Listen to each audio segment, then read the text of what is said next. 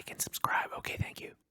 It's time. Now, this ain't gonna be no half measure. We're gonna hit every character from League of Legends, and also, I'm gonna try to make this palatable for people who don't know League. There's a lot of people who are like checking the game out and they're like, I don't know anything about League of Legends characters. So I have no idea what these characters are, what they do. And you just look at them. You've got like a bunch of different people reacting to the League roster and being like, could be cool and stuff like that.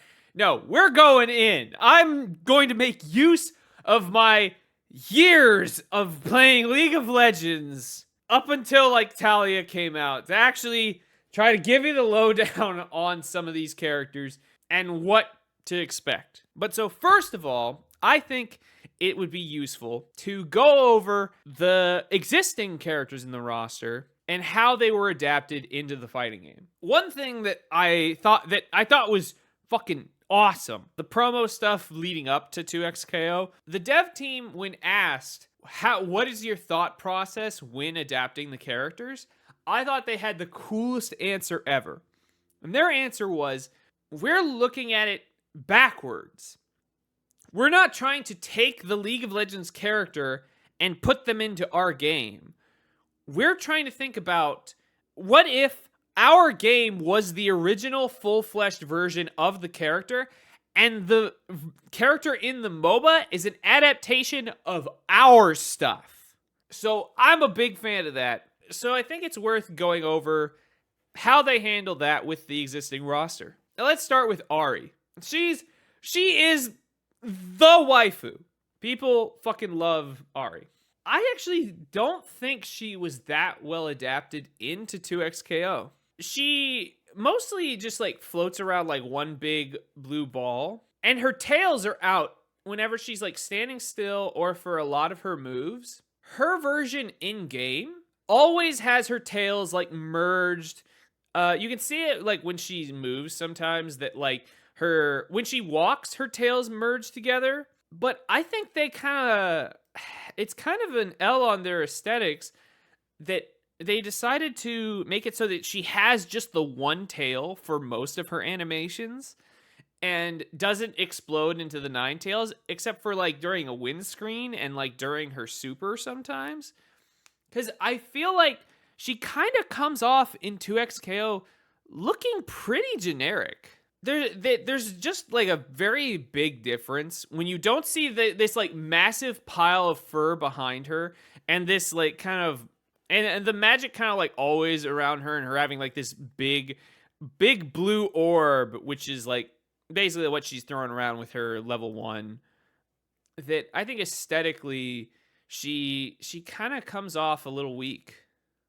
It feels like she was one of the first characters, if not the first one made. No, she literally was. That like when they first teased the game, it was like Ahri and Darius were like the two that they had, and they were like willing to show off. There was like some background footage that you would see on people's monitors of like Jinx and Katarina, but Ahri was definitely one of the first. But I think she's lacking a little bit. She's not hitting quite like regular Ahri does. And her like dress or whatever, it always has slight variations depending on which, like every iteration of Ahri has had like slightly different designs on her clothes. So that's not that big of a deal. But yeah, I feel like I need to see more tails. I want to see more tails in her aesthetically. Moveset wise though, her level 1 super is based off of her Q ability, and it's just like she throws a ball and then it comes back to her. It'll chase wherever she's standing, it'll fall back to her, just like the super in game. So that, I think that's a pretty cool way that they adapted this move. That it wasn't like a special move, that it was like, this is like a big super, which makes sense because this is also like where she gets most of her damage from the MOBA. And then this, they represent this visually various times, but this is just kind of spread out throughout her normals and like, I guess like her little pew projectiles. Interestingly, they turned her crowd control into her level 3, which I think actually makes a level of sense, because like in a game like League of Legends, this is what you're gonna start with before you explode them. That you're gonna go charm, and then you're gonna go bam, bam, bam. And it's funny they turned this into a special move. This is her ultimate, which she has like up to 3 dashes where she just sends a projectile, and instead they just turn that into the Spirit Rush move. And then she also has a super version of it. This is the first example of they are not afraid to mix and match what abilities are. They're not afraid to turn an ult from League of Legends into a core move, which is represented in other characters. So I think moveset wise, she's adapted pretty well. I think she's fine. Moveset, fine, but aesthetically, it kind of drags it down quite a bit for her to not have like the big flashy tails.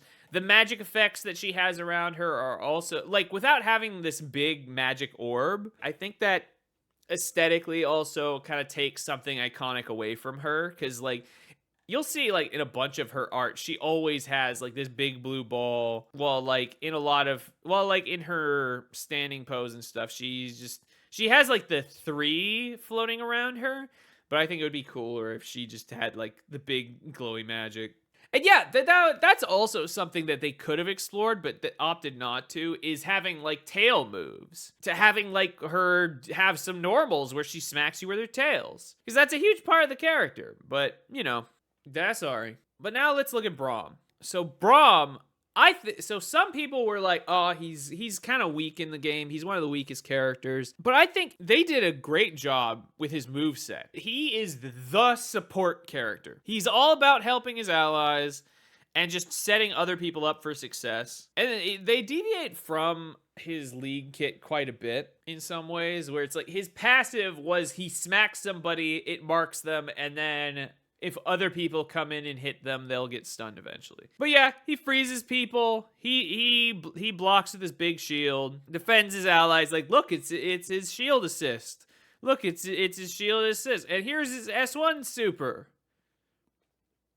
I think Braum, aesthetically, functionally, I think his adaptation is like perfect, basically. I think Braum was adapted like as well as he could have. I like that his level 3 is a unique thing where he has poros coming and attacking you. And this also shows like they're very flexible with their adaptations. Braum is like, they even gave him like more poro moves. They did a great job adding him into the game. And some of his skins are sick. Like this dragon head shield is amazing. But yeah, Braum's great. They did a great job with him. So Blitz's adaptation, I think, is also basically ideal. Because Blitz, very simple character. Blitz is tanky, grabs you, punches you, and knocks you up, and explodes with lightning. There's not much else to it. Very, very simple character. And if I had to rate the adaptation, yeah, aces. Blitzcrank was done great. That basically what you would expect. Blitz was one of the characters I was the most wanting in the game, because I love full like rocket grab things in fighting games. Blitz is big robot, big smash, big rocket grabs. Fantastic choice for the first grappler of the game.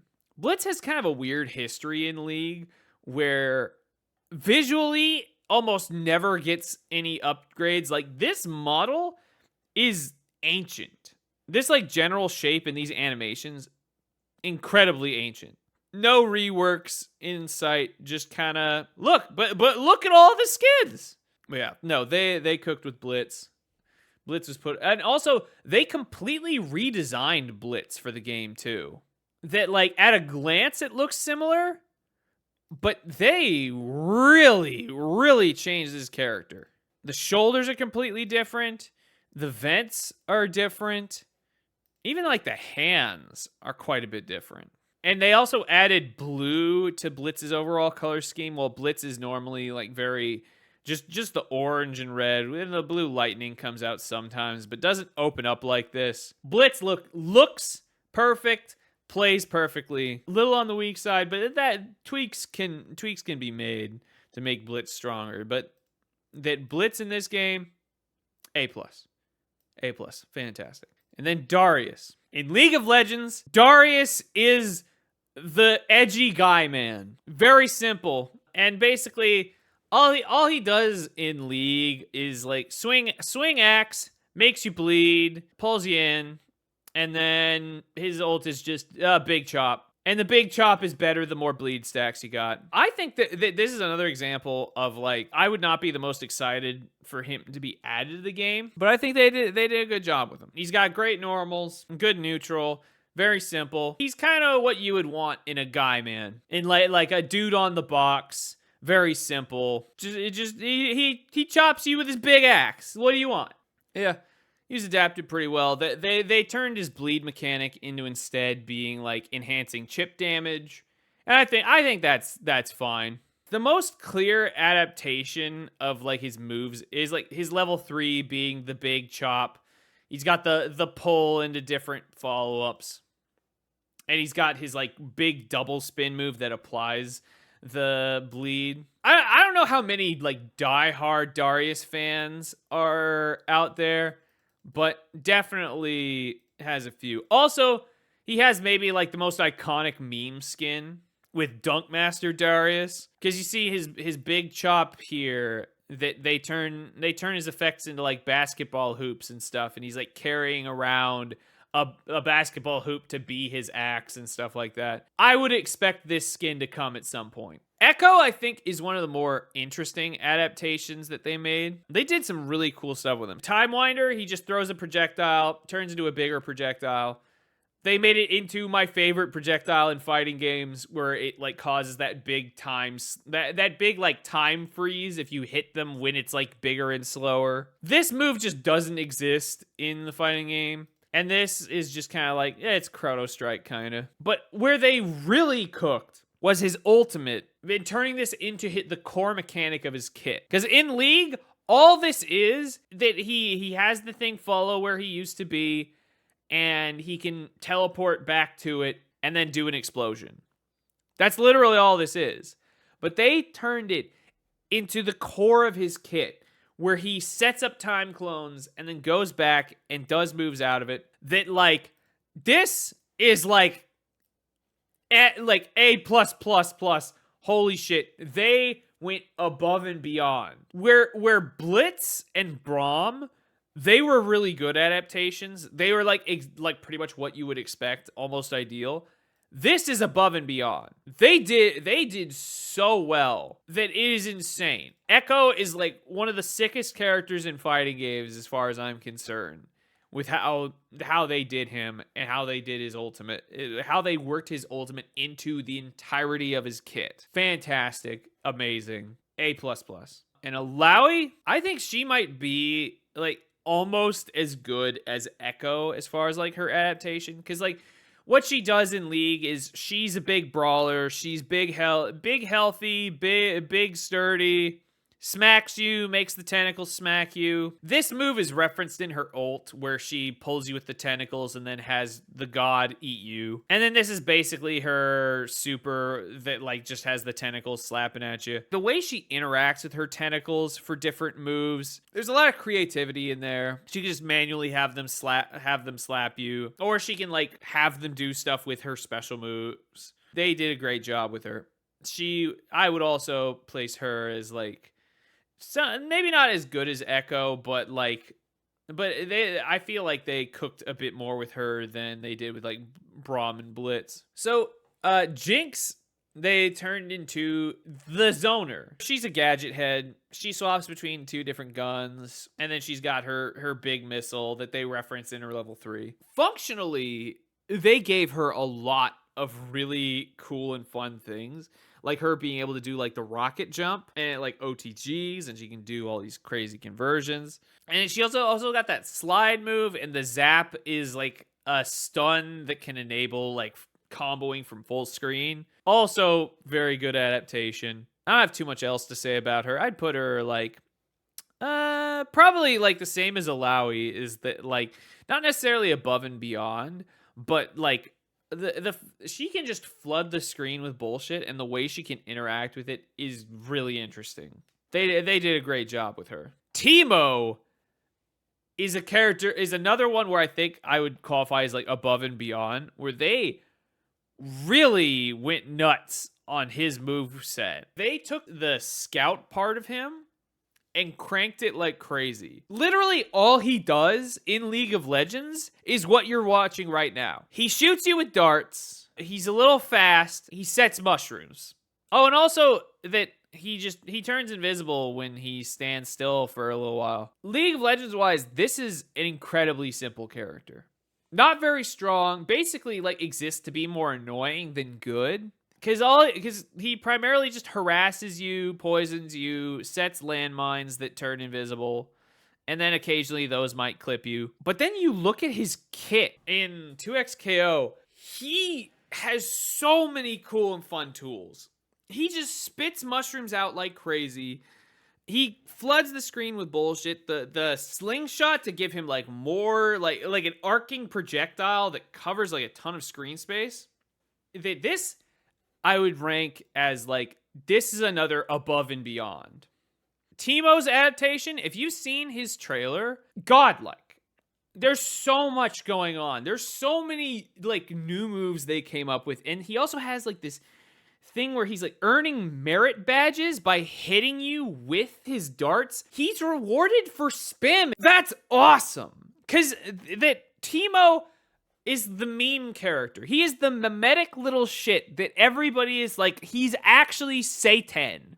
And that's reflected in some of his skins. Well, he's one of the like original characters too. So he's been in the game the entire lifespan of it. I don't think he's ever been competitively very viable. Also, we're getting this skin. Very happy about that. But he's always been seen as like the piece of shit, the toxic character. You hate seeing him on your team because he's not very good. He's not good in like team fights or pushing objectives. He's just kind of there to ruin the life of whoever is laning against him. They made an incredibly obnoxious looking character, and that is exactly what you want out of him. That is Teemo 100%. They cooked, they killed it. Very excited. Like, I haven't gotten a chance to play him, of course. That it's like, I might feel different after playing him. I kind of doubt it. But, like, cinema. Perfect. Amazing. Cooking. Vi, I think, was another kind of interesting adaptation. There's not too much of her kit that is like, she's got the dash punch. Her denting blows is just, like, passively her punches will stack until, like, it hits, like, a certain point where it does, like, bonus damage. And they give the same name to like her move where she's like rapid punching and you can mash. They largely just kind of adapted her as like boxer moveset. There's not too much in her kit that like would work that well in a fighting game. Her ult is just like she points at you, there's a laser, and then she chases after you and does a slam. It's like, I don't know how you would put that in a fighting game exactly.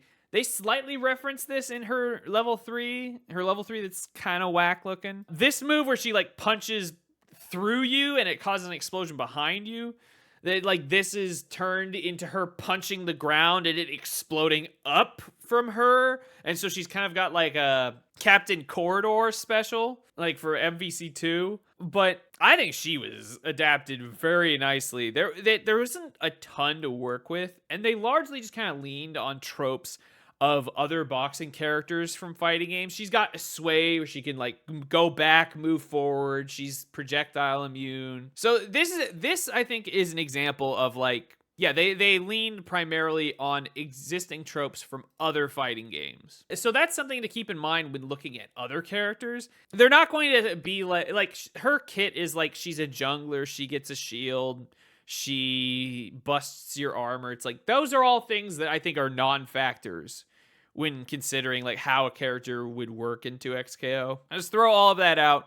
We can shuffle around the abilities, and they might just lean more into existing fighting game tropes. Oh, I guess I would say Vi. Vi's good. She's a pretty nice adaptation. Yasuo, I don't know how I would rate his adaptation. I think turning him into a stance lord is pretty cool. Gives him a lot of really toxic stuff. The way they've used Wind Wall is also pretty fun, where it's like it's not just no projectiles at all, because that's all it is in League of Legends. It's just like projectile blocker. He doesn't do anything else with it. It just blocks projectiles. And then he just has like a dash, goes through people. And his thing with his stab is that if he does it 3 times, it turns into a tornado. They didn't really adapt that into the game at all. It's just a stab. And that's fine. And his main thing is that his ultimate teleports him to anybody who gets knocked up. It's not just to any stun. It specifically needs a knockup. And so there's like, he has this weird thing where it's like he can either do the knockup himself or allies can do it, and then he can just zip over to you and do a big spike of damage. So like this is another one kind of like Vi, where they looked at existing samurai tropes in other fighting games. But I think he was adapted a bit better than Vi, because they were creative with the more iconic parts of Yasuo's kit, with the wind wall and being able to play around that. I think he is also probably another excellent adaptation. Now with Warwick, we don't know what he does yet. We have not seen any gameplay footage of him. And the main thing to understand about Warwick is he's just a werewolf. His kit is he has lifesteal when he attacks. He bites you. He chases you when you are low health.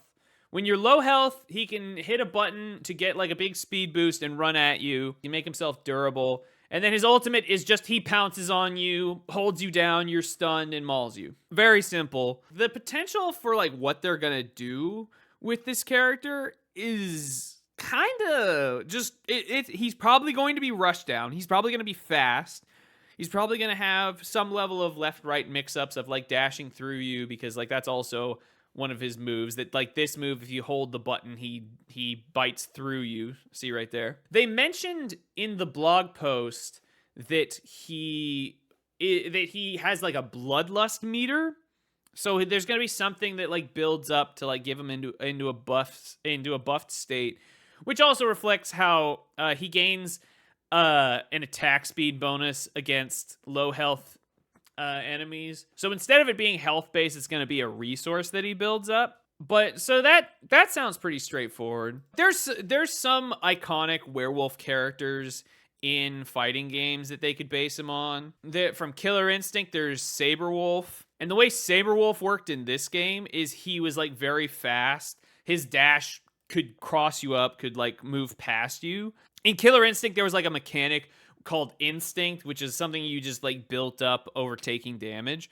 And what his instinct did was I think it gave him a damage boost, but it let him do what they called fury cancels, which are basically like in the middle of a combo, you could hit, I think it was like both heavies, and he would just cancel out of whatever he's doing, and you could just go into whatever else. So, and they mentioned something that like Bloodlust mode gives him new cancel options. So they might be referencing Saberwolf in how he plays. Another iconic werewolf character in fighting games, John Talbane from Darkstalkers. But the main iconic thing with John Talbane is a move called Beast Cannon. He can do 8-way dashes of he just goes like, oh, and then he like goes like, he can go up diagonal, down, left, right, and they're all hits. There it is. Yeah. Basically, he can do that in every direction. And that's like the most iconic thing with John Talbane's moveset. So that's something that they could also put into his kit. He's so simple in concept and flavor. Like, you see all this cyborg stuff, that's probably not going to factor that much into his kit. It's mostly going to be a visual thing. But there's a lot they could do with him, but he's almost certainly going to be a rushdown character. And I think he is a good addition to the roster. He has a good flavor to him. He brings a little bit of an edgy thing that we don't have with the rest of the cast. He's a big monster, man. I've been wanting a big monster. I wanted monsters. This is a monster. I'm happy. Even though it's another arcane pick, we take those. I'm also a little bit fatigued of like, oh, there's so much arcane in the roster. But I'll take it. The way I'm actually going to be doing the tier list going forward is I was talking about like how well adapted they are. Now this is going to be based on whether I think they're going to be a good addition to the roster. Whether I think they add something interesting, whether or not their kit could be cool, and also like aesthetically if they would go well in the game. That's kind of the plan going forward. And now we're into the big content proper. So first, and I'm going to be trying to go alphabetical through all of this. So first, we've got Aatrox. Aatrox is the sword. He's actually just the sword. This whole body right here is just some dude he possessed. Because Aatrox is in league what they call a Darken. And that's like the main thing with them, is that they are living weapons. They possess people, they control people, and they're basically demons. There's more lore to it and whatever, but it's kind of whatever. They're demons. They've got demon powers. And with Aatrox is honestly like a very, very simple character. He's a great sword guy. There's nothing super duper iconic to his kit. His Q is a 1-2-3, could be a Rekka, could just be his normals. Not too much to go off of there. He's got infernal chains. And then he has a super mode where he gets bigger, grows wings, is stronger. This is another one where it's like, there's not too much to go off of. That I think probably the best character to look at for how he might play is probably Siegfried. Because Siegfried is also like I wouldn't expect him to be super mobile. I'd expect him to be kind of like good at controlling the mid-range. He might have moves where it's like big sword bonks, like this one right here. It's just like a big great sword bonk. You can probably charge it. But Aatrox, he's got a very simple theme. They could also lean more into the demon stuff to give him like some more unique mechanics. But he's pretty cool aesthetically. He would definitely stand out from the roster like crazy. Like, he's always been like a pretty cool and popular character. He ain't got no nose though.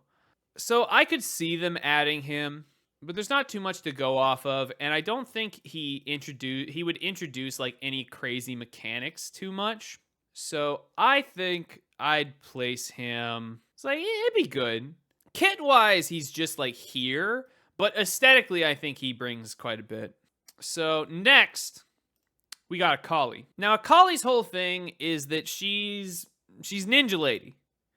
But she's like punk Ninja Lady because like she's the rogue assassin. She was part of like a big clan and was like, you know what? I actually don't like all our traditions and stuff. I'm going to do my own thing. And then she just kind of left yeah. The most iconic parts of her kit is a smoke cloud where she's like stealthed in there and being really mobile. Like she has this move where she jumps back and throws shuriken and then she can just teleport to anybody the shuriken hits. So I would expect a lot of teleporting. Honestly, I think she is the most likely to be added as the ninja character representative in the game. There's a waifu factor to her. People really like her. She's in KDA. She's also in she's in 2 of like their fictional bands, I think. Yeah, she is.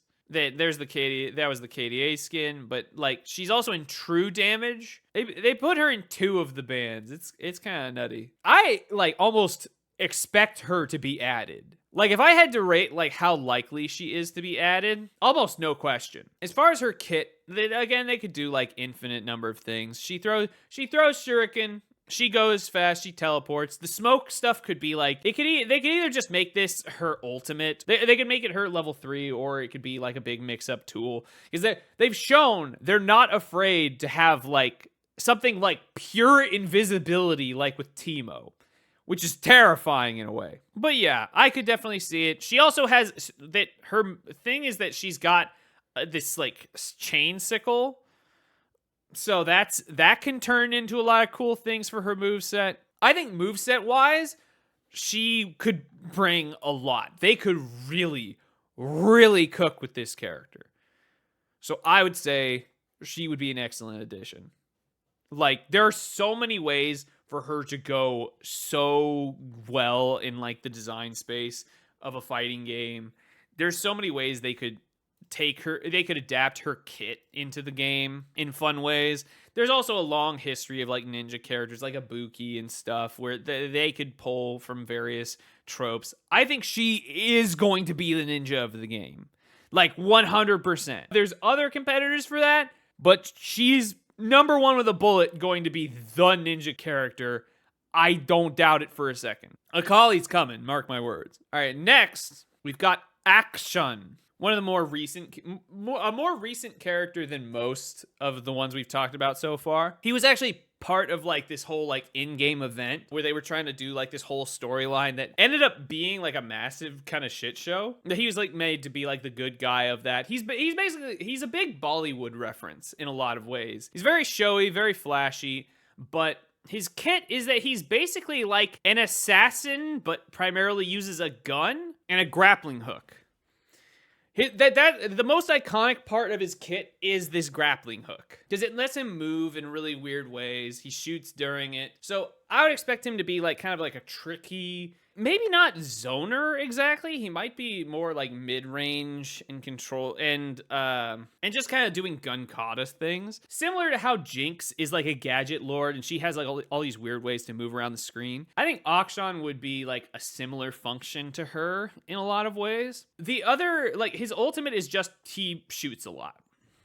That's probably just like you could just turn that into a level 1 or whatever. The other kind of core thing to him, his whole thing is that he's like an avenger. When allies die, enemies get marked, and then he gets bonuses if he kills them. But not only does he get like more money, he also resurrects whoever got killed by the opponent. I don't think this ability would be adapted into the fighting game, or if it did, it would be like more specific. If characters were like permanently dead and you lost them as assists, then I would say this might work like Soulstone in Marvel vs. Capcom Infinite, which resurrects a dead teammate with like 10%. But because a dead character in 2x KO is still an assist and also unlocks the super assist, I don't think this is gonna make it through the adaptation. I think he is probably just going to be like a Jinx gadget lord and like swing around on his grappling hook, which could be fun, could be cool.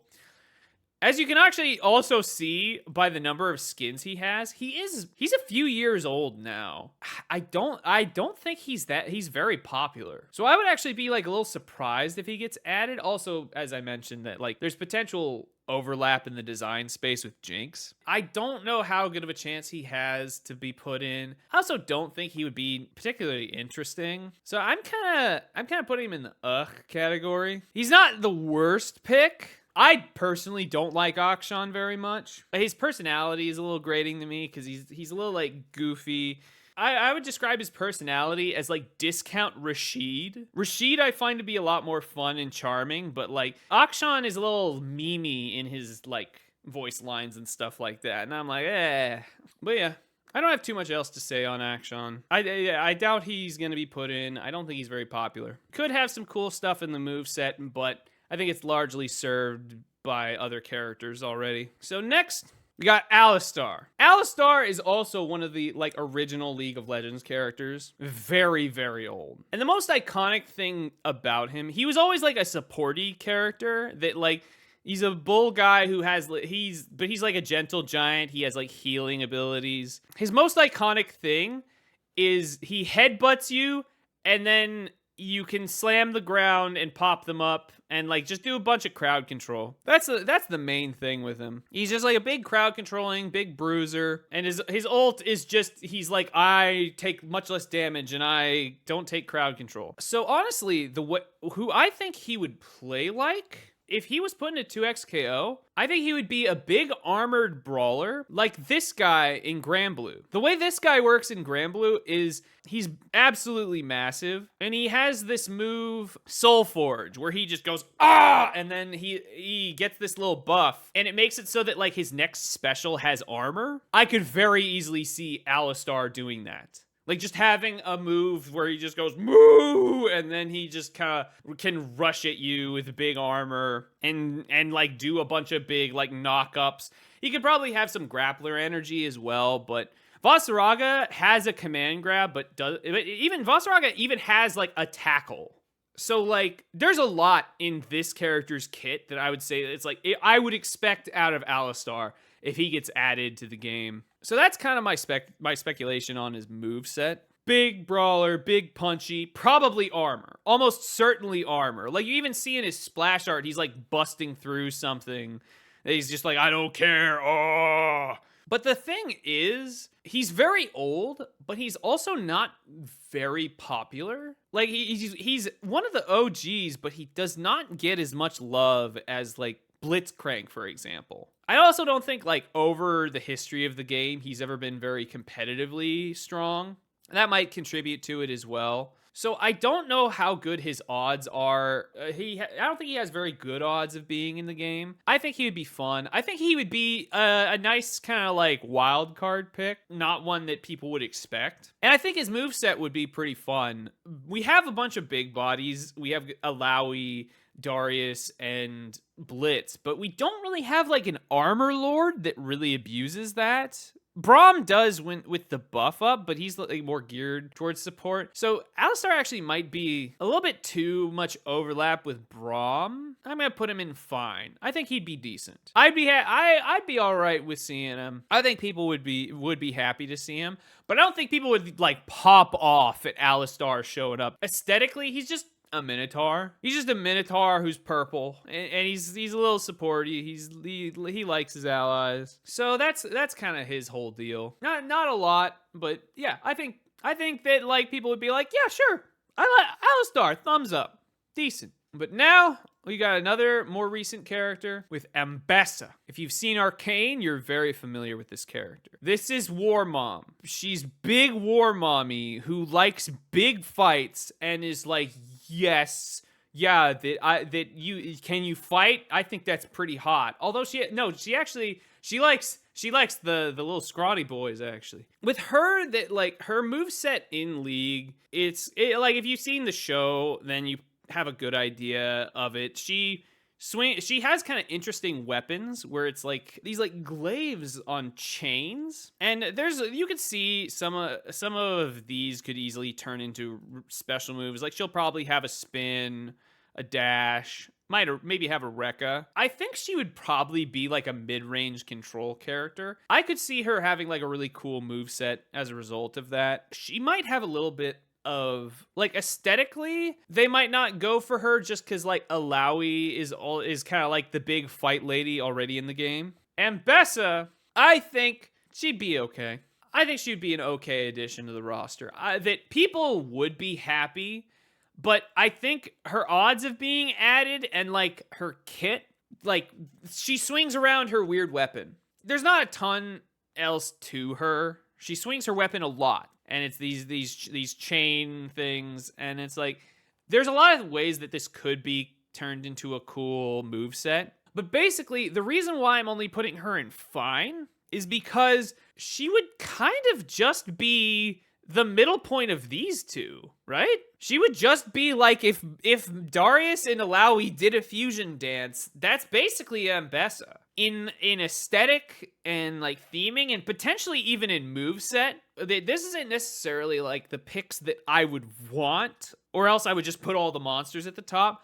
I'm trying to be a little bit more like what I think would be best for the game, like add more diversity to the roster, add cool movesets. Her moveset could be dope. I think she would be fine. She would be here or here if there wasn't this overlap already with the roster. But not too much else to say about Ambessa.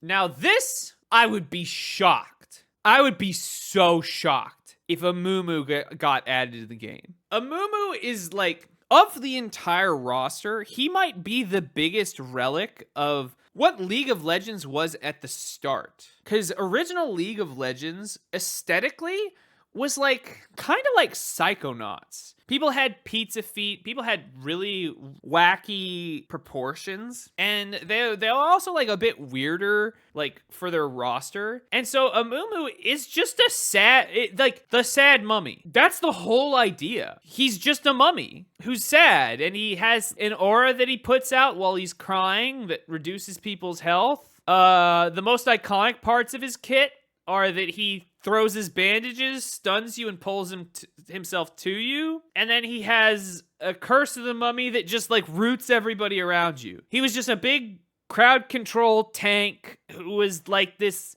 little sad mummy guy. Aesthetically, I don't know how well he would fit into the game. They would probably redesign the shit out of him, actually. He's like one of the original characters. I just would not remotely expect it. I also don't think people would be that hype about him. I think there is a section of people who are Amumu enjoyers, who are just like, die hard, no, Amumu is my boy, 100%. Fuck yeah! Look at him, he's so sad! And he talks about how he has no friends and shit. Let's go! Also, people like to be all like, oh, he and Annie hang out because they're both kids. Although he's also maybe a Yordle, but it's unclear. There have been reworks that have called him a Yordle, and then there are other times where they've said he's not a Yordle, or they just weren't explicit about whether or not he was Yordle or human or something. They could go weird with his moveset, but I just don't think he offers very much. I don't think people would be that happy about him. There'd be a small subsect that might get kind of hype, but I just don't know. I don't think he's gonna be in the game. He wasn't put into the card game. He's kind of a relic. I don't expect him to be much of a thing. All right, so moving on to Anivia, another one of the originals. And also like kind of I was mentioning that it's like the original roster was a bit weirder. They were fine with just putting a bird. That's a bird, but it's an ice bird. And now they've like added lore, and it's like, oh, she's actually like a god or whatever. She's a god of Freljord, the like ice place. And the most iconic parts of her kit, she has stuns, she can put up a wall, makes a blizzard around herself that slows everybody, and then she's got an ice spike. The wall and her resurrecting herself because she's a phoenix, you see, those are probably the most iconic parts of her. I think she's cool because she's a big crazy bird, but she's just a bird. Sometimes she's a bat. I didn't know about this skin. That's cool, actually. I like that. My bias would be Anivia would be dope because she's a bird, and that's weird and freakish to just add a whole ass bird to the roster. There's a lot of interesting things that a bird could do, but she's also not very iconic. She's not the most popular either. Even as one of like the OGs, she's still just kind of like one of the ones on the side. Sometimes is like a good counter pick depending on the meta. So I'm gonna put her in fine. Pet Shop plus Dark Phoenix. Yeah, but Pet Shop, one of the key things of Pet Shop in the JoJo fighting game was that he's so small. He's such a little guy that it causes like weird interactions. Yeah, that like moveset wise, I think they could get really creative. They could reflect this kind of character. Like they give her Pierce and stuff like that. Even some JP things. I don't think she's very likely. I don't think people would pop off for her really, but I think she would be a positive add. And they could absolutely cook with her design. So I'm a little... So this is maybe like a condemnation of Anivia as a pick. I'm a monster and freak enjoyer, and this is a bird made of ice, and I'm like, eh. So that's probably where, like, not a good sign. Because I have heavy bias towards something like this. I also like ice stuff a lot. Like, with the elemental stuff, if you... Like, ice is, like, my favorite, but I'm still just like, it might be neat. And it's like... That's not a good sign. Seems like they would be a lot of work to implement for not huge payoff. There's other characters that I would say that about. I think like hitbox wise and stuff, I don't think it would be that much work to make a bird character versus like a more traditional like humanoid. That's how I'm kind of feeling about her. Annie is also one of the original characters, and also another reflection of what I was talking about, where they get like a bit weirder with the roster picks. So she's just straight up a child. She's just an angry child who is like evil, very much like Psychonauts inspired, especially in her old design. This was her original splash art, but Riot has a statue of Annie in their office. So that's the thing. She's an OG, like similar to Amumu. She's kind of weird, but she is actually mad iconic.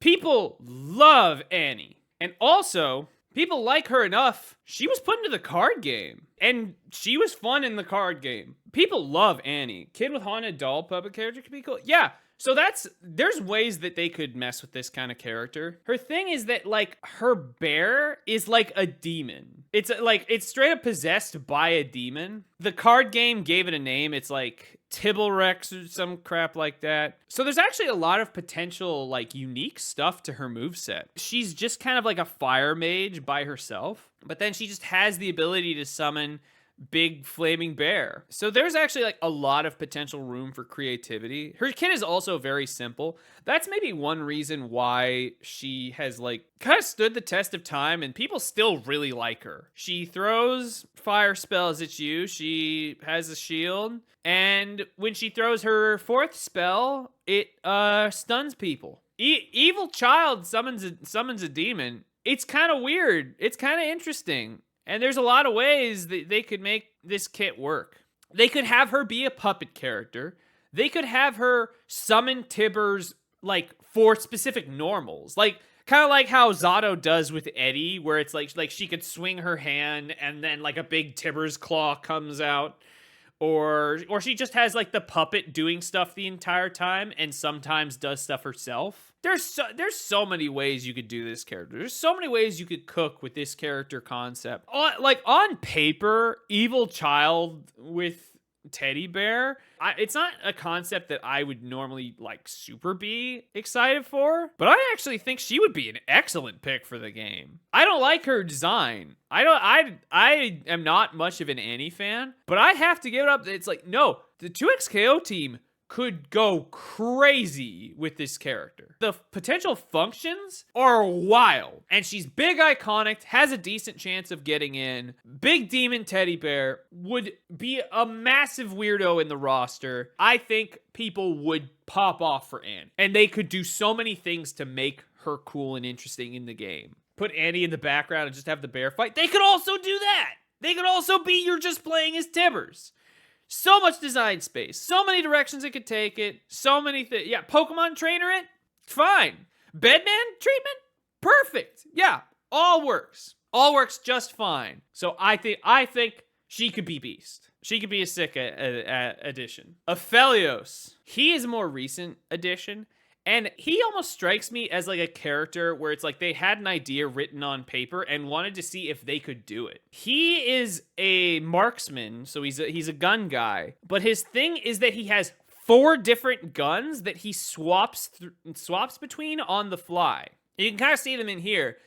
He has like he has a shotgun. He has like this gravity gun. He has a sniper rifle. Or he actually has 5 weapons. I forgot. And then he also has like this weird gun that like, it looks like a sickle almost. Yeah, he has a chakram and like this weird sickle thing. They all have different functions. Glaive. No, I don't know what you would call this. I think this is just like a weird thing because it's not even really a gun, but it's like it slashes from far away. He is one of the most functionally complex characters in League of Legends because he has 5 different weapons, and also they like interact with each other in weird ways where it's like depending on which weapon he used. There's like this whole thing of, you see he's got like 2 guns and he's like shooting them both temporarily. There's this thing where he has 5 weapons that he swaps between, and then he has moves where like they handshake together and like share functions or like do stuff together. And otherwise, I think his like regular kit beyond the gun abilities is like a little simple, but it's mostly just to enable the gun swapping. Aesthetically, I'm not the biggest fan of him because he kind of just looks like a guy who came off of like Fashion Week. Oh, and also he's mute. His whole thing is that like he doesn't talk. He has like his sister is a spirit. His guns could be like 9 with the spells. That's actually a perfect comparison. Because, like, 9 from BlazBlue, her whole thing is that she casts spells and it, like, stocks up, like, a little meter. Then she unlocks, like, another spell that's, like, based on what she cast before. He could absolutely have that kind of a function. He could also be a stance character. He's also very popular because of this gameplay niche that he's in. I think he actually brings so much functionally to the table.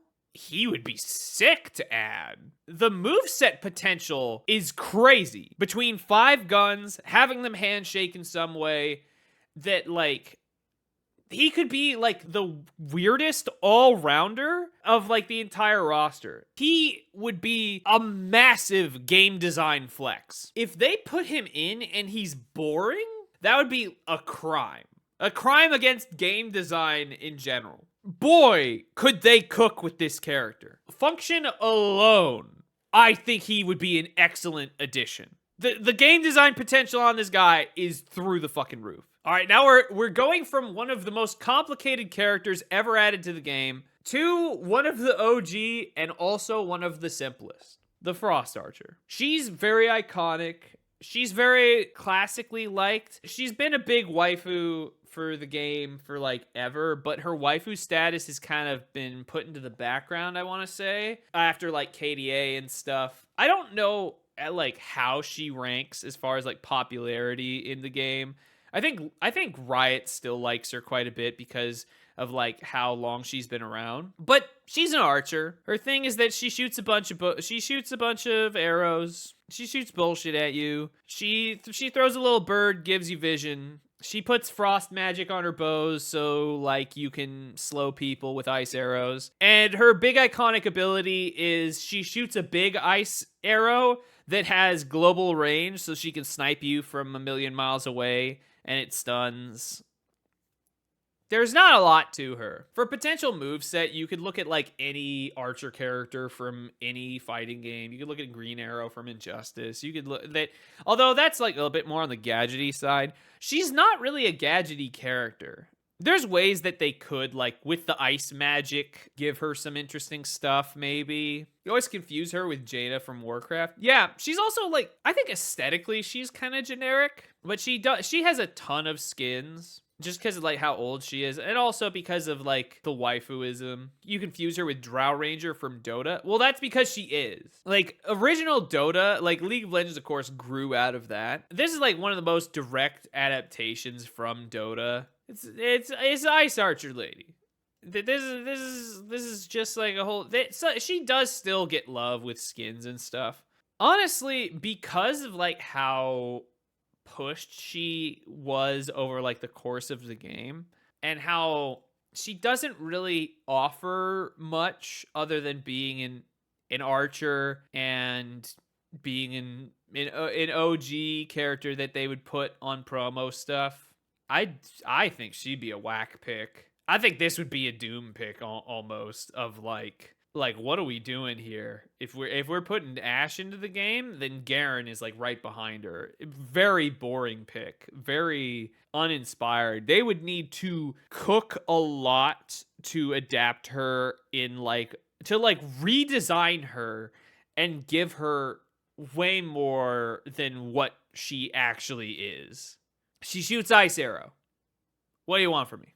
There's just not a lot to work with here. There's not a lot to speculate on.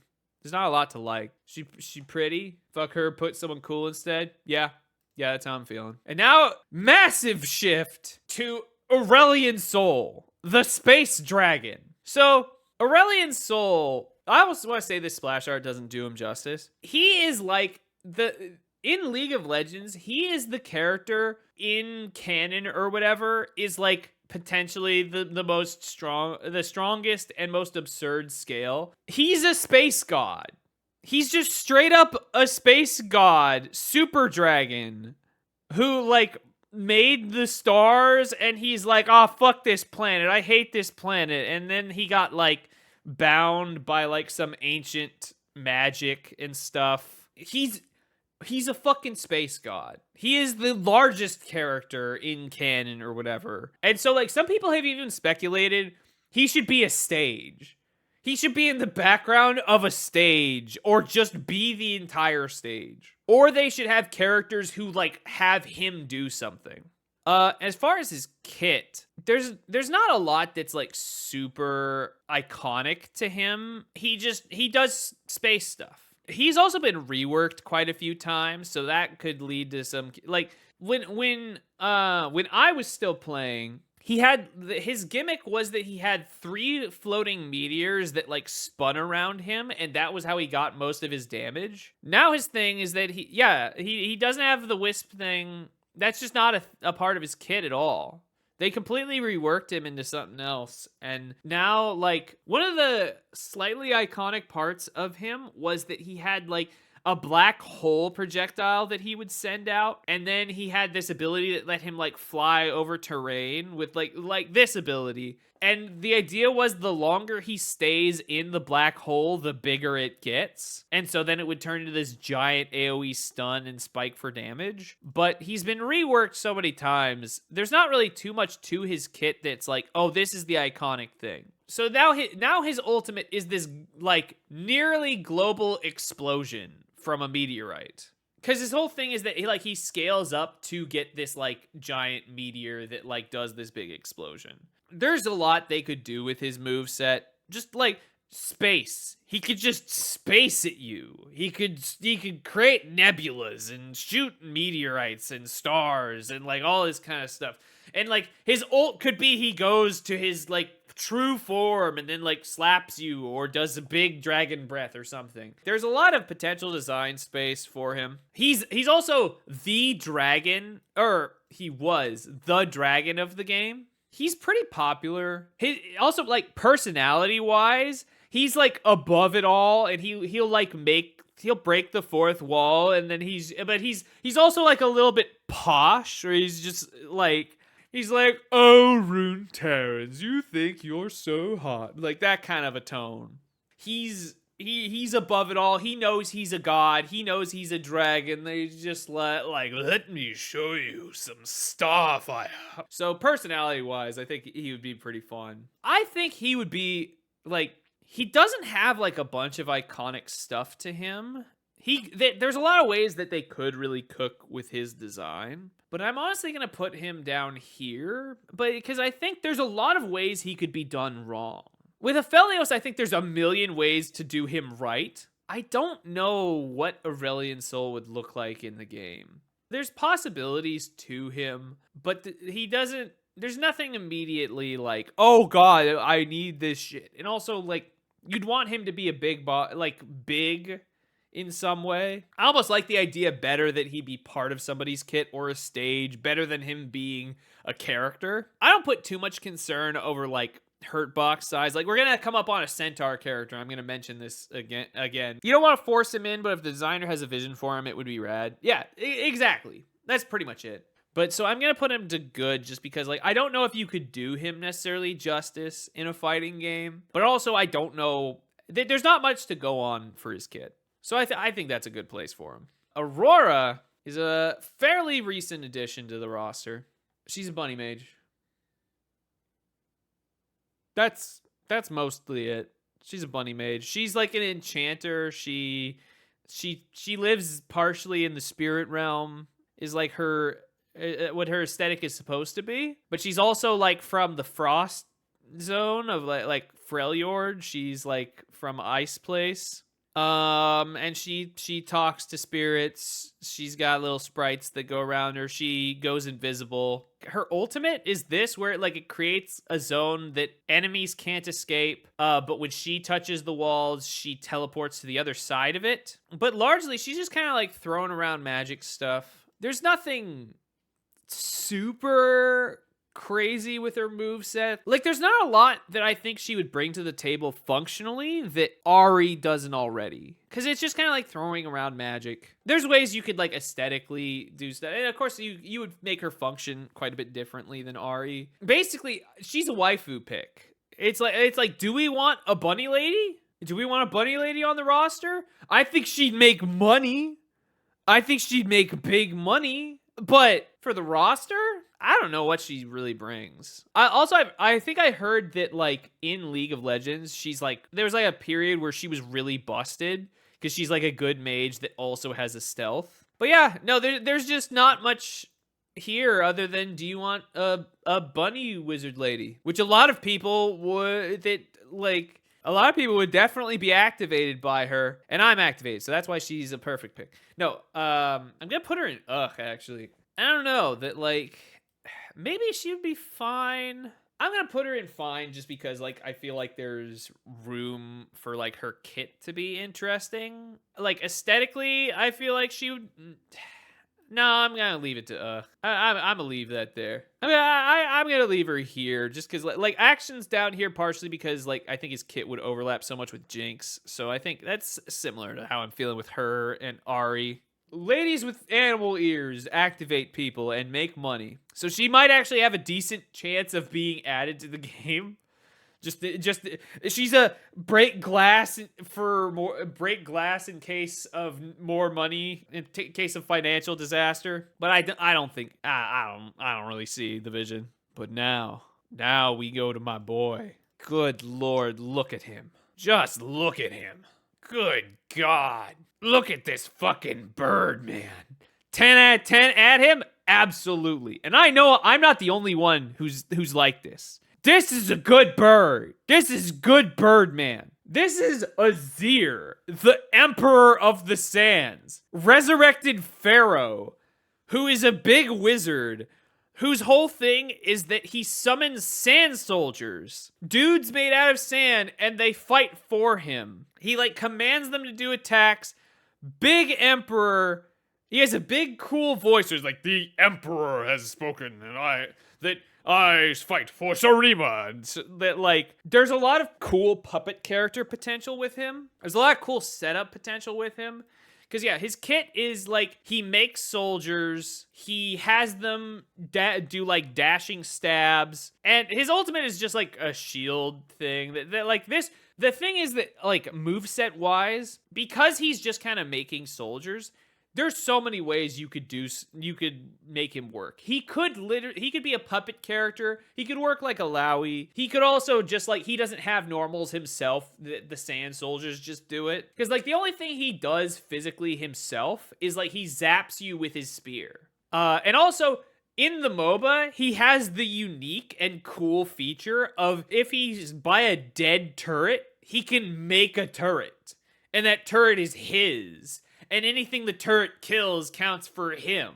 He just aesthetically, he's fucking peak aesthetics. He's a beautiful boy. Good God. Look at him go. The fucking bird emperor. And also this funny lawyer skin. This is my king. King shit. Absolutely. 100%. Good Lord. Just fucking look at him. There's a lot of design space for him. Aesthetically, he's beautiful. 100%. Gimme. I will give you all money that I have, which isn't a lot, but good God. Yes. This would be a massive win. He's also quite popular. Gimme right now. Give me right now. It is a crime every day that passes that he is not in the game. Please, for the love of God, gimme. And that's Azir. And that's my feelings on Azir. And now we got Bard. Bard, he's like kind of a godlike celestial being. He has these little guys. He has like little goober guys right there that are like his friends. He's kind of like a character out of Princess Mononoke, like a forest spirit. And his whole thing in the game is that he like wanders around the world. There's chimes that appear on the map that if he picks them up, he gets buffs. So his whole thing is that he likes moving around the stage a lot. He floats around. He is like one of the weirdest characters in League of Legends functionally. He's a support, but he does really odd, but he wants to leave his lane and do other things. But he doesn't want to gank people. He just wants to go around and collect his stuff. And then, yeah, he has this move where it like ties two people together. He has like a heal spot. And this is maybe his most iconic ability, which wouldn't really translate. Maybe there's ways you could do it. Is that he can just like put a portal through terrain. And like at any point you can walk through it and just appear on the other side. Allies and enemies can take it. Let him screen warp with it. Yeah, he could do that. They could do funny things with it. And then his ult it doesn't do any damage. It's just basically everybody in this area stops existing for a second. They become untargetable. They're interrupted out of anything they do, and they're just like put into stasis. He would also be a game design check. There's not really any parallel I can think of in a fighting game where it's like how he might work. Cause like he has like this horn thing, but it's like I don't know what any of his moves would look like. Cause he just kind of like flicks magic at you. He's got celestial powers. They would need to take a lot of creative liberties with him. And there's a lot of weird game design paths they could take with him.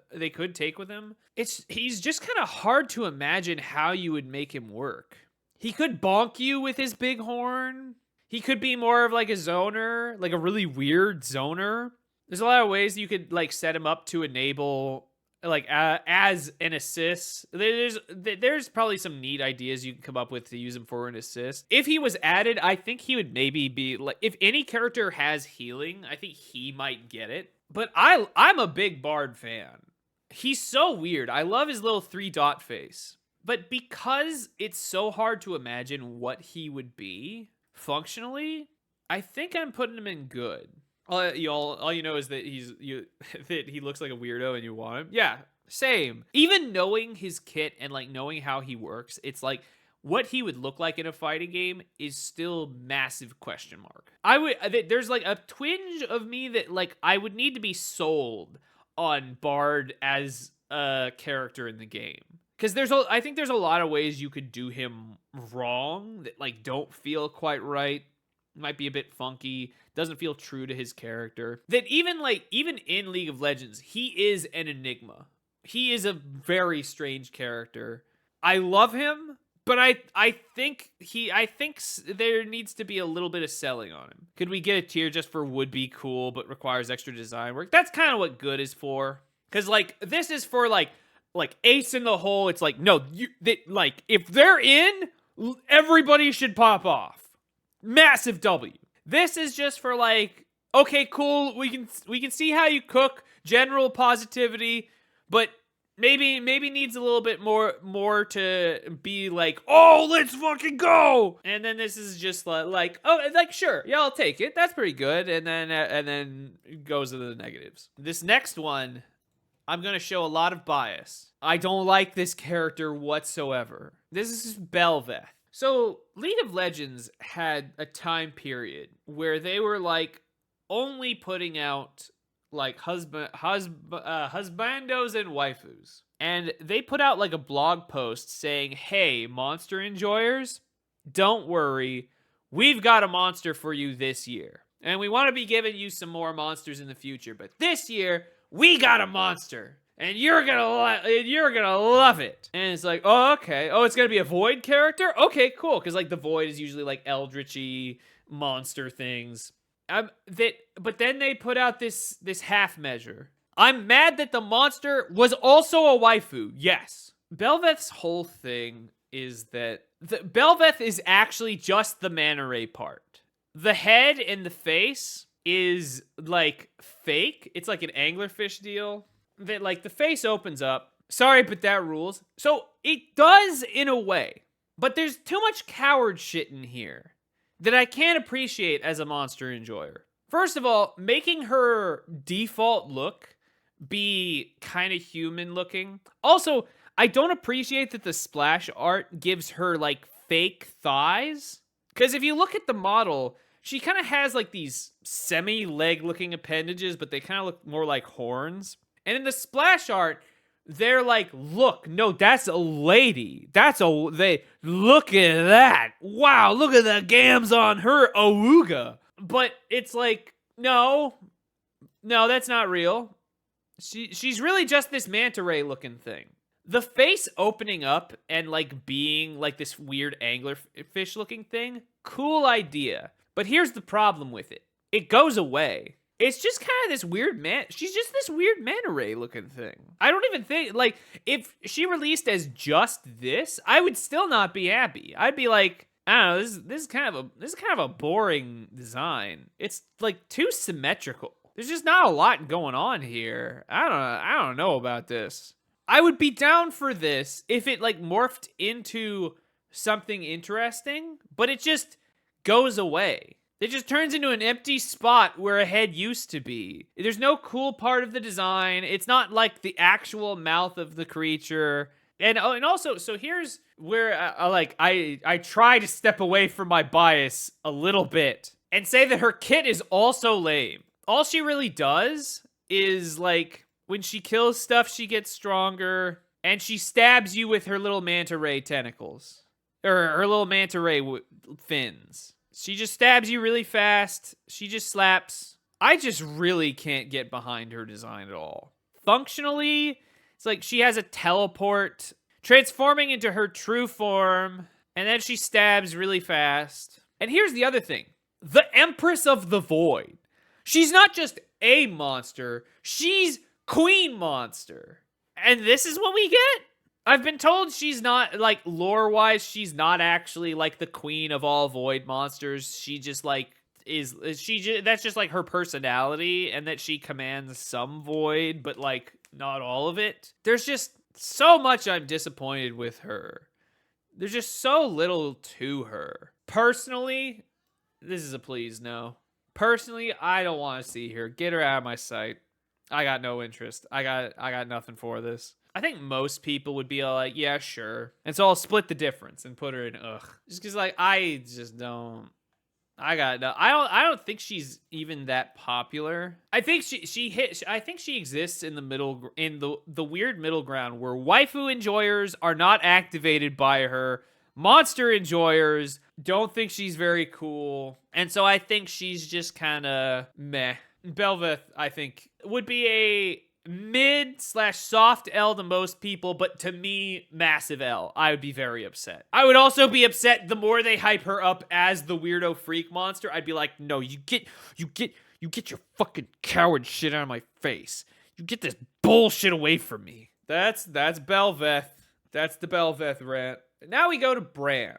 Brand I've got mixed feelings on. The whole thing with Brand is that he is just a fire elemental. Some guy found like an ancient fire, and then it possessed his body and became Brand. You can probably guess what he does is he shoots fire. His passive is that if he hits you with fire, then you can pop for more fire. He throws a fireball. He makes a pillar of fire. He can just pop you for fire. If you're already on fire, then his fire does more fire. And his ultimate is he throws a bouncing fireball. He do fire. He's fire. Now, I'm a massive fan of Cinder from Killer Instinct.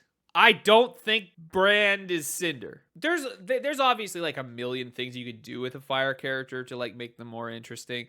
There's some cool zoner stuff you could do. There's a lot of ways you could take his moveset. He's also pretty well liked. I think functionally that like people have dug him. He's always had like kind of an interesting gameplay to him. And they've reworked him though to give him this like extra fire explosion.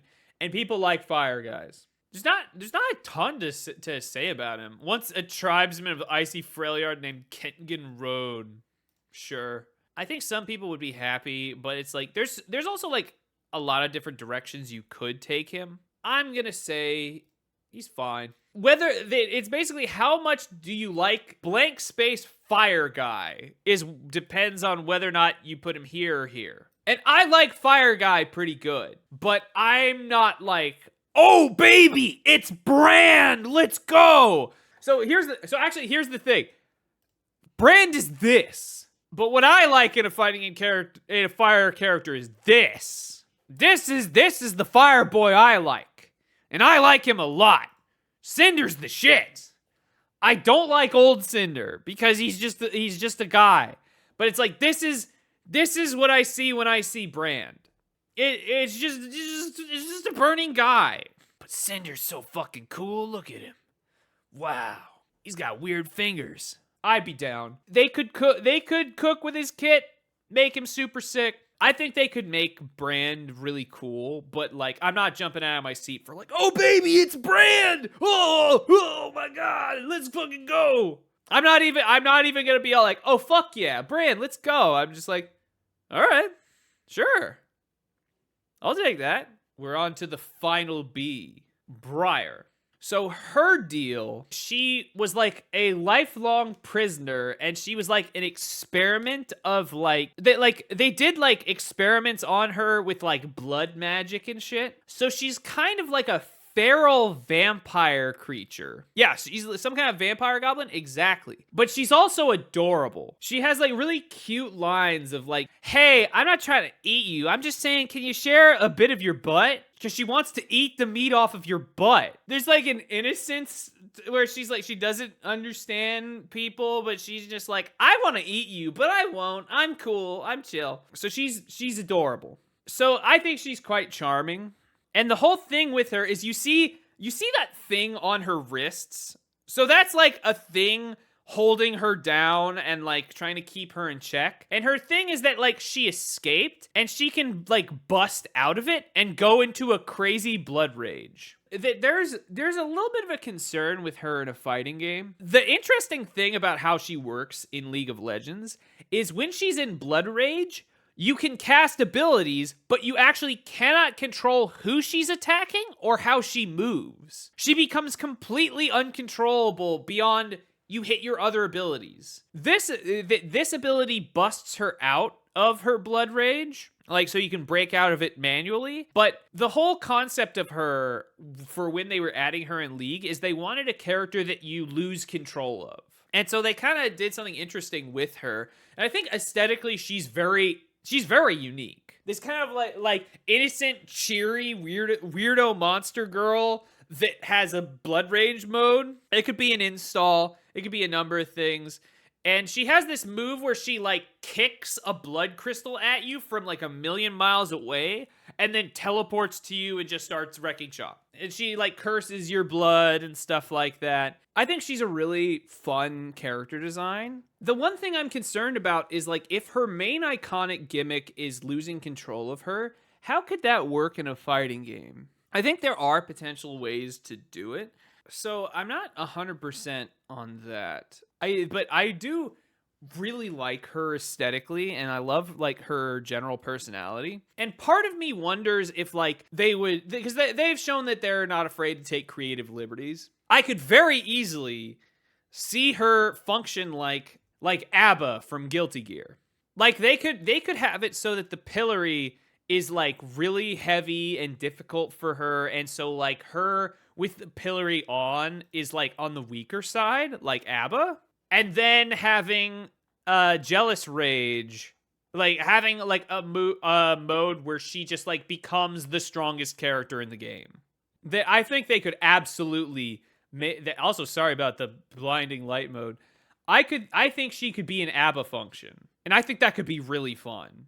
A vampire Abba? That kind of sounds banger to me. So while I am concerned on like how to translate the losing control, they might just abandon that. I think she'd be excellent. I think she brings a lot to the table aesthetically, thematically.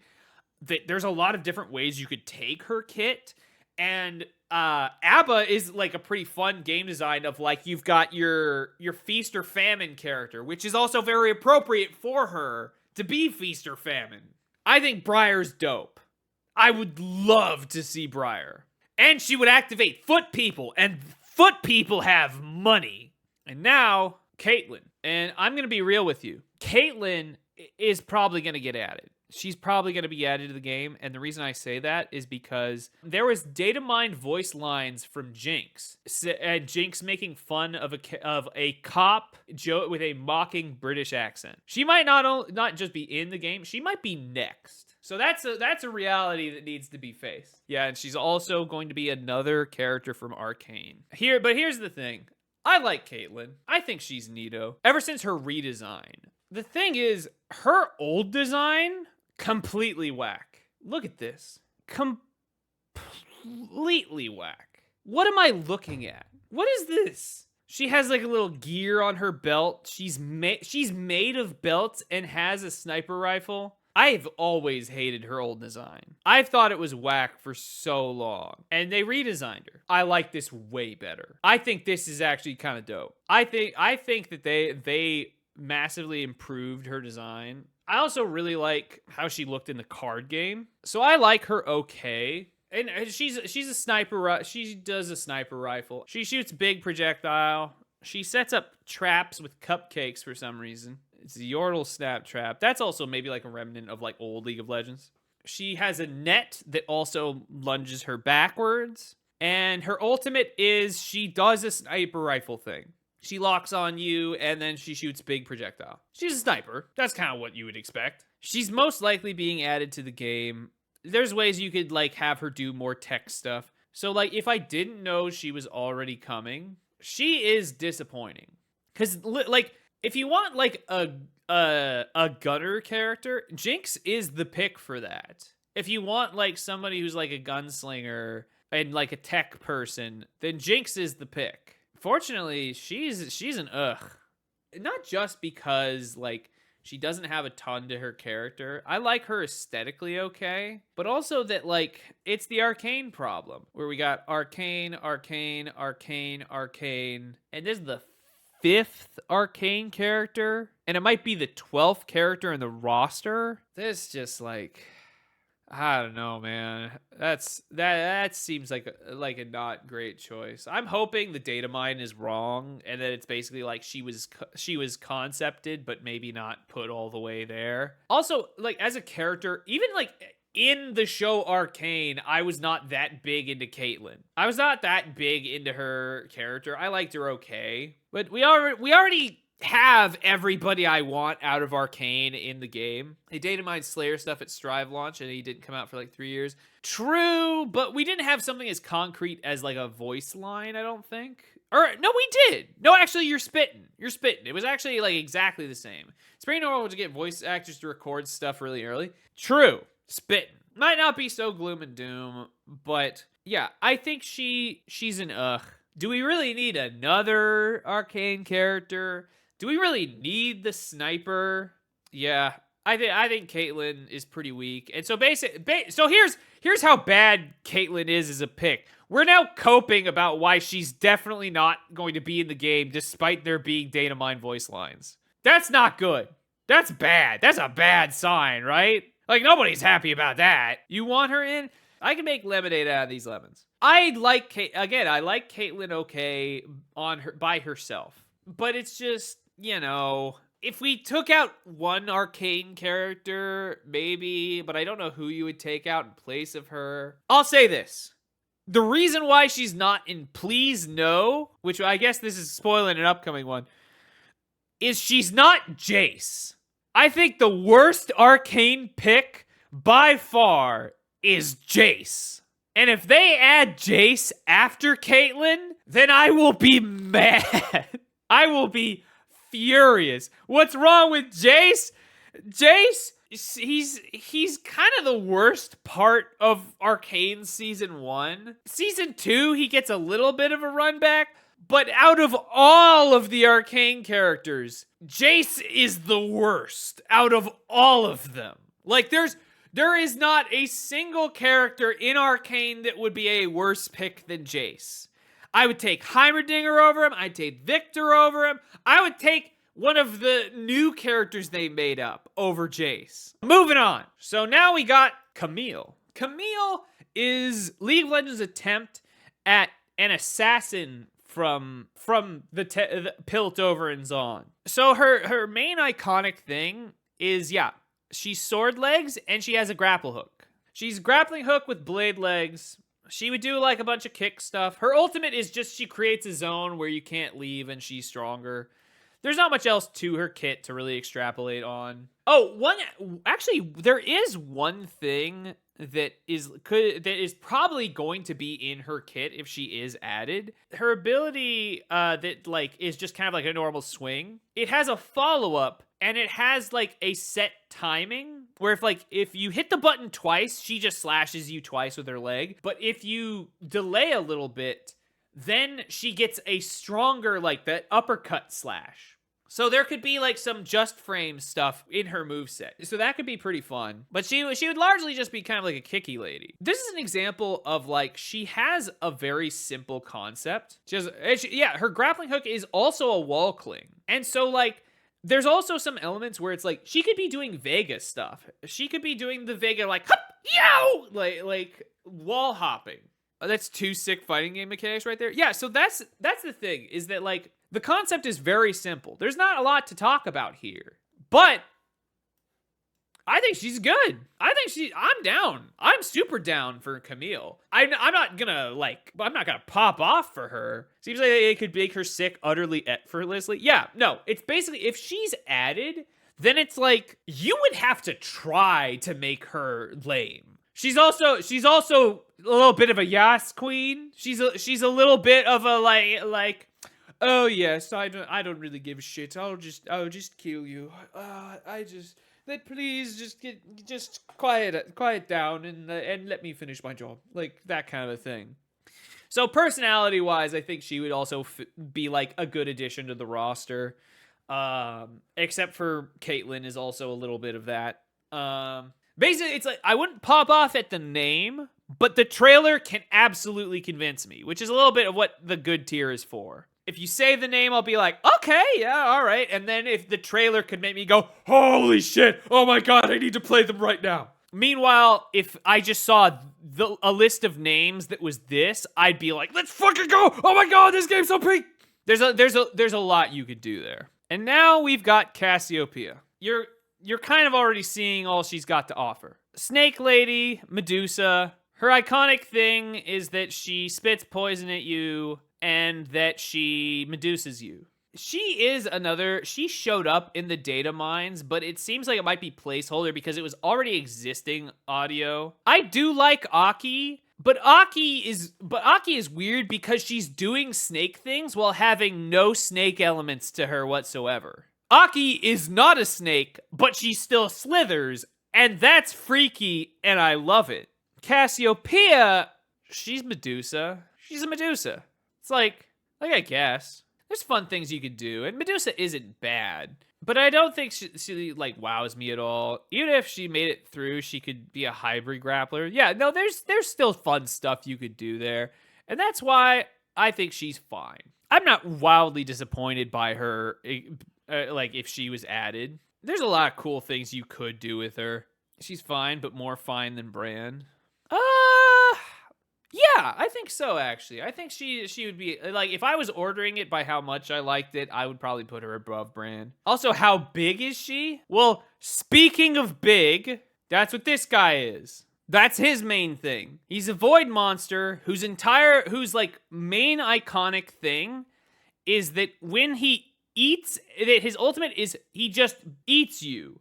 He ignores defenses and just does a big spike of damage. And you can slightly notice it in here, but it's like the more things he eats, he gets bigger.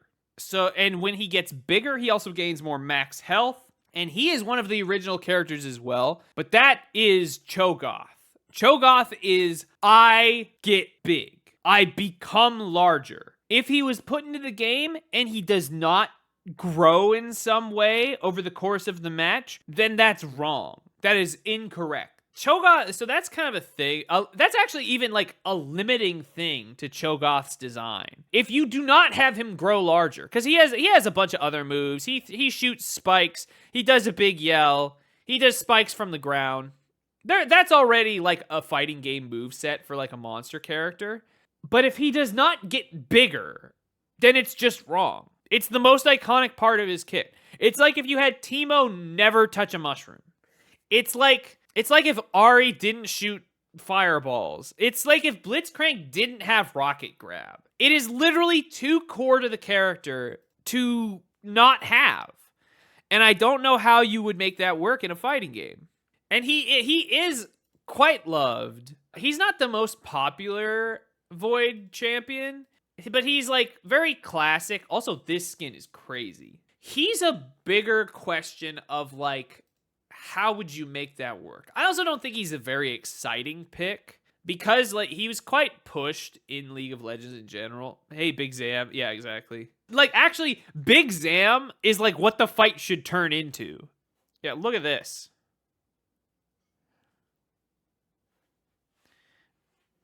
Now, you might see this is the opponent.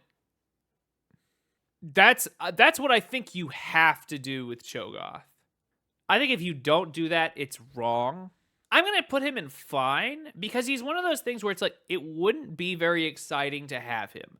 He's also a game design question mark.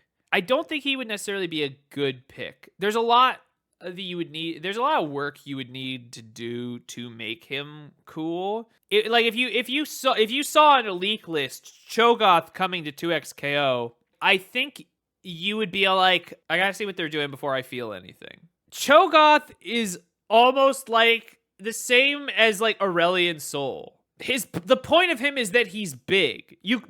I would almost like him better as a stage than as a character. But Aurelion Sol is a space dragon, and Cho'gath is just like... Cho'gath is an alien reference that also kind of looks like the Violator from Spawn. That's what he is. He is a xenomorph reference. Corki, 10 out of 10. All right, so this is gonna be big bias here. So he's a little guy in a little airplane, and he shoots stuff at you. Shoots a lot of stuff at you. His thing is that he does airplane things, and he's got these missiles that he can pick up and use.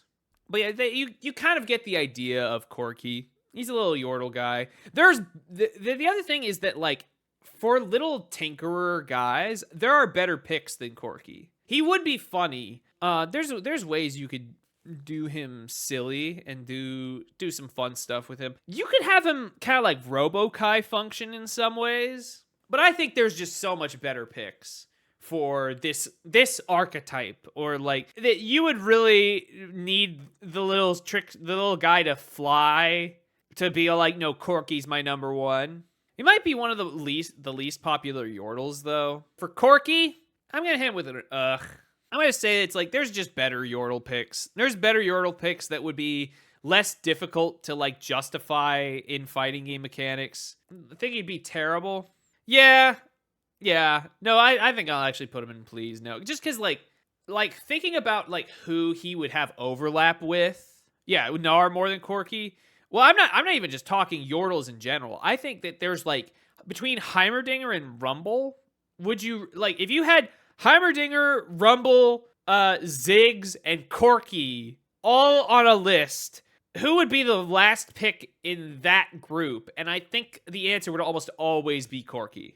Now we got Diana, who is a moon assassin. They have this thing where in like Targon, which is like this like mountainous area, they've got like a cult of the moon, and they've got like a cult of sun. The sun cult is like big, like puritanical and stuff, and the moon is like all secrety and stuff. She assassinates you with moon magic. I really like her aesthetically because she's kind of wearing like knight armor, and I like Dexy knights. Like Lancelot from Granblue, which actually might be similar to how she functions if you think about it. But like Lancelot is like wearing the knight armor and is like very Dexy. So she could be like a mobile character like that.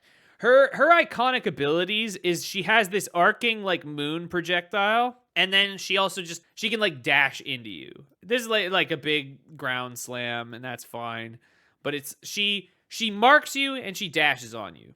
Yeah, she would definitely be like a rushdown mix-up character, 100%. I think Diana's pretty cool. I think she's got She's edgy lady. I think she's decent. Moon Assassin is just like a cool idea. She would definitely be, she'd be very mix-up heavy. I don't think I would go nuts for Diana to be in the game. I think she's fine. Not enthusiastic enough to put her here. I haven't played her in League quite a bit. I could be sold more by a trailer. Because like the other thing to think about when like how enthusiastic would you be if you hearing Teemo was gonna get added to 2xKO? I was like, ugh. Teemo would have been here. I'd have been like, I know some people are like, fuck yeah, I would be here. I'd be like, ugh. But then I saw the trailer and how they're handling him, and now I'm like, oh my god, he's perfect. That's the thing, though. I believe the dev is talented enough to make any character cool if they want to. That's true. Like, right now, I'm very about Caitlyn. I might main Caitlyn. Like, to be real, if Caitlyn is added to the game, I might be primarily a Caitlyn player. I'm not that happy about Caitlyn being in the game, but I might be down. Or like, if you give me cool zoner things, I'm gonna show up at the door. I'm showing up for Teemo, 100%. I love throwing bullshit on the screen. These ratings down here, this is maybe the most the biggest condemnation of a character. I could be convinced by a cool trailer. If Bel'veth is announced, I'll be mad. But if they drop a trailer, I might still be all like, all right, give me a Bel'veth. That's something to keep in mind. Now we got Dr. Mundo. And Dr. Mundo, like, the fantasy is pretty clear. This is like Dr. Jekyll, Mr. Hyde, Frankenstein almost. And he's very popular and pretty iconic to League of Legends. He's also an OG. Yeah, he juiced up a little too hard and now broke his brain. He was a big scientist, but the iconic parts of his kit primarily are he throws his cleaver. Because, like, in the past, like, the old version of Dr. Mundo, all he does is literally just walk around the map, throw his cleaver. His most iconic voice line is, Mundo goes where he pleases. And so people love that, and that's why his passive is now goes where he pleases. And he has, like, this weird canister thing now. And he would just have, like, a thing that, like, hurts him and enemies around him. He loves getting health. Or he loves getting, like, more max health. And then his ultimate is just Mundo, bigger, stronger, more durable. It's Hulk stuff. Functionally, he would be very, like, Hulk-like, probably. I think he could be a fun addition. He'd definitely be a big body. He might have, like, some armor. They might have some, like, Frankenstein-looking stuff. So, you know what? I think he's fine. Another one where it's like, I would not be incredibly enthusiastic about him, but I think he could be done good. Draven? Draven, is like a bigger question. I think there's a lot of points going for him. Draven's personality is that he's a hype man. He's like, yeah, I'm the greatest. Ah-ha-ha. He kind of brings a bit of Wario energy to him. And because of that, he's a big fan favorite. And his iconic thing is that his like blades, they bounce off of you and he juggles. Yeah, no, he's a gladiator heel, 100%. And he's like, yeah, I am the hype. There's like his iconic voice line is, it's not Draven, it's Draven.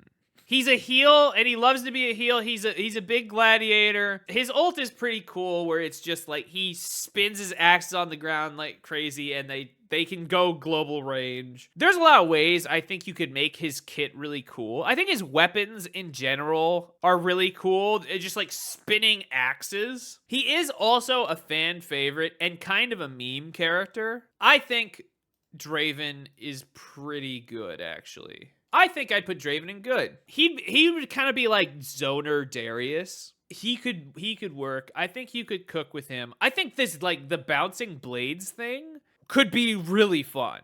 Because, like, it's already really fun to do stuff with Ekko's Time Winder. Like, setting up the combo so that, like, they fall into Time Winder in different parts. This would be kind of like the reverse of that, of like you could do projectiles, and it's also like when he recaptures the spinning that he like keeps a buff on his like next attack, so like it's always worth it to try to catch the blades.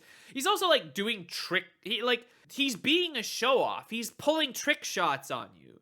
Like, I think that could make for a really fun zoner playstyle. Like, it would be a pretty unique character, I think, to put Draven into XKO. I think that's a win. I wouldn't pop off like crazy, but I think Draven is a win. But now we've got Elise. You kind of got what you're looking at. She's a spider lady. She turns into a spider. She could do spider things. She doesn't have anything particularly iconic that like you wouldn't expect from other spider ladies. Although she might do more about like manipulating the little spiders, but it's largely she's just a spider lady. I think if spider lady sounds good to you, you're down for Elise. And she's a well-liked character. She is another example of like archetypical fine. I take it. I'd be happy. Her base design is a little too goonery for me to like it. I kind of like the art from the card game a bit more. I think she looks a little bit neater in the card game, but I think she would work fine. And now we got the Gooner character. She's a succubus, but she's not just, she's a succubus with her main thing being she has like these two tail things that she stabs you with. And her, like, the iconic parts of her kit is, she shoots spikes at you just like as she's walking. And also that she goes invisible. Her thing is that she goes invisible, and she has like this cool kind of like more demon-y form. Yeah, look at that. That's pretty neato. She's got stealthy demon mode. She's pretty iconic. She's also one of the original characters, but she got a rework, of course. Her aesthetics were like updated a lot. This is what she used to look like. And this is very whatever. This is like, I don't know about this. They definitely cooked with her rework though. Tailspike things she could have like really neat attack animations with the stabby tentacle things. Her original design is unrecognizable in current Evelyn we had. Yeah, exactly. She was just like a purple lady. She was just purple. And it was just like, oh, and she like does blood spikes, I guess. Yeah, this is the Gooner character. She's sexy lady. Also, she's in KDA, which immediately gives her a big boost for potential to be added to the game. Ahri is supposed to also have like a little bit of seductress to her, but she doesn't. It's not pushed that much. I think Evelyn, personality-wise, would be unique in the roster as well. There's a lot of really cool things they could do with her moves. Yeah, she's an ambushing assassin. There's a lot of potential design space for her to be like a cool mix-up character. I think Evelyn is good. I think she's a little bit more than fine. I think that there's a lot of ways that they could cook with her. Personality and aesthetic wise would bring, like, there's not too many characters in League of Legends that are like, this is seductress lady for the Gooners. She would move some money. She would activate people. And there's a lot of ways you could have her animations be pretty fun, both between her attacks and also like this kind of personality. Like, people love Eno, for example, and Eno loves like doing seductress things or vulgar or whatever. Yeah.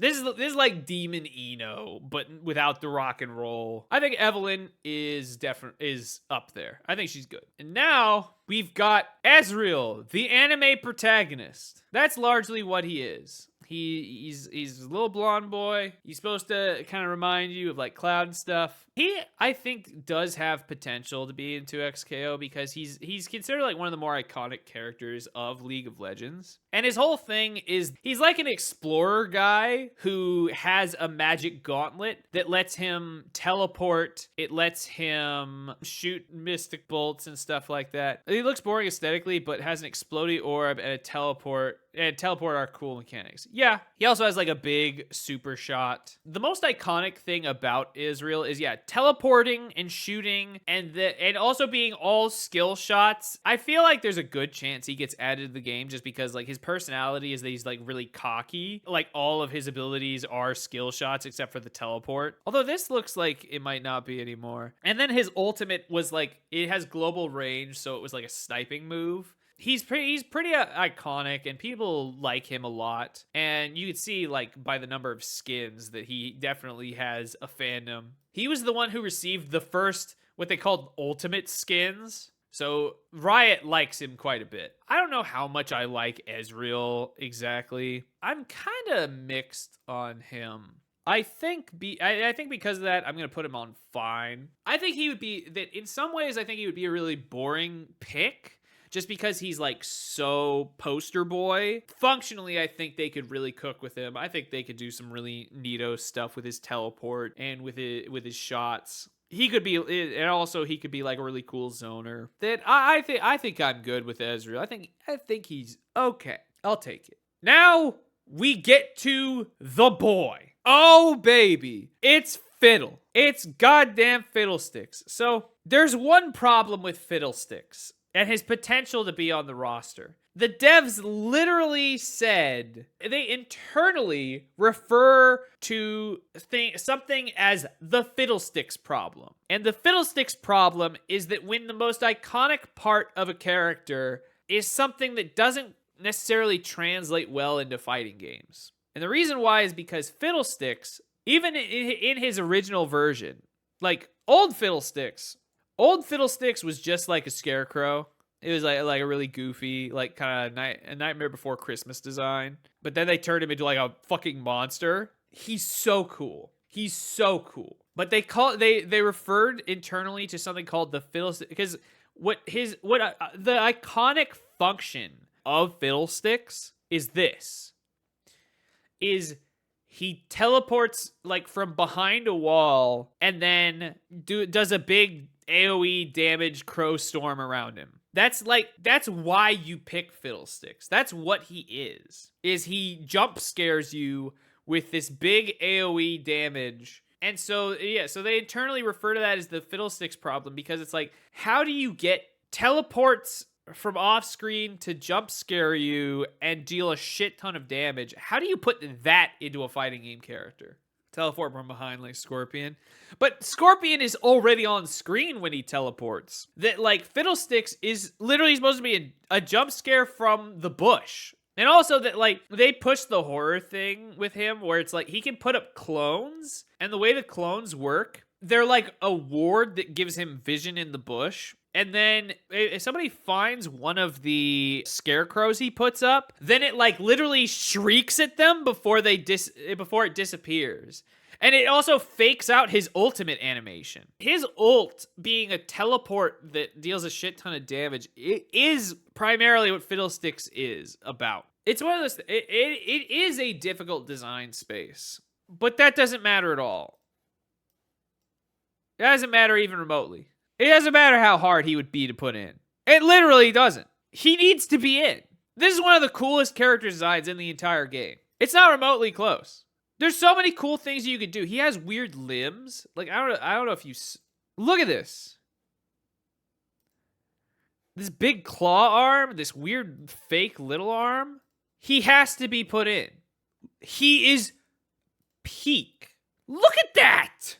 Look at these designs. He is so peak since his redesign. Good God, man. Just put him in. Like the good fucking God. People, and I'm people, want him in so bad, I don't think people would care if he doesn't have his teleport ult thing. I think that could just be his level 3. That could just be an animation or a reference. It literally does not matter. Look at him. He's a cool scarecrow monster man. He's fucking amazing. Like, I don't know what else to say other than just look at him.